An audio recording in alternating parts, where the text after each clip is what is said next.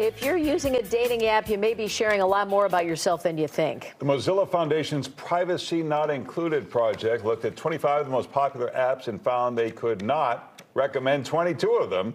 The researchers also found 80% of the apps admit to sharing or selling your personal information without guaranteeing the right to delete it. Joining us now to share more of the findings is Jen Kaltwriter from Mozilla Foundation. Good morning. Good morning. I think people assume apps are getting their data somehow. Is there something particularly dangerous about the information they're getting from people on dating apps? Yeah, absolutely. I mean, dating apps are designed to get us to tell a lot about ourselves so that we can find love. And they prompt you to tell more. They say the more you tell us, the more likely you are to find love. And so they get very personal information that then we found a lot of the apps, the majority of them, don't actually protect or respect, which raises eyebrows and led us to be concerned. So the dating apps, yeah, you're designed to share information, but are there ways when you join these apps you can put, you can't sell my data and click on something? That's not guaranteed. Sometimes there are that option. In the U.S., we don't have a federal privacy law, so often it depends on what state you live in. And if you have a strong privacy law, whether you can request that the company not sell your data or even have your data deleted. So there's no guarantee that you can protect your data once you've given it away.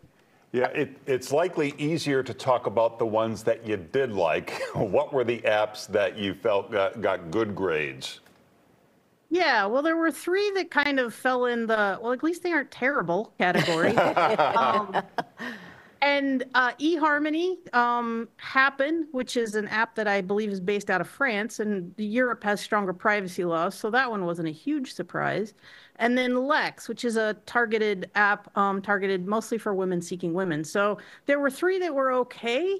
I wouldn't say that any of the three were great, but there were three that were okay. So what do you do if you're afraid of getting your privacy stolen and you still want to go on the dating apps? Yeah, well, I think first is do a little research. I hesitate to ever tell anybody to read a privacy policy because I read them for a living and I know how maddening they are and how confusing they are. So do a little research, try and find out which ones are going to collect the least information. A lot of location data is collected by these apps. That's kind of scary.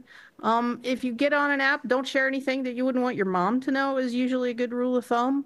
And if you do find somebody that you're interested in talking to, share your information and talk to them over an app like Signal or WhatsApp or something like that, rather than through the app itself. And then the moment you find love, delete that app. Get it off your phone as soon as possible. Well, it's very interesting. For more information on the report, you can check out privacynotincluded.org. You can also follow Jen on X. Thanks, Jen. Thanks, Jen. Thank you.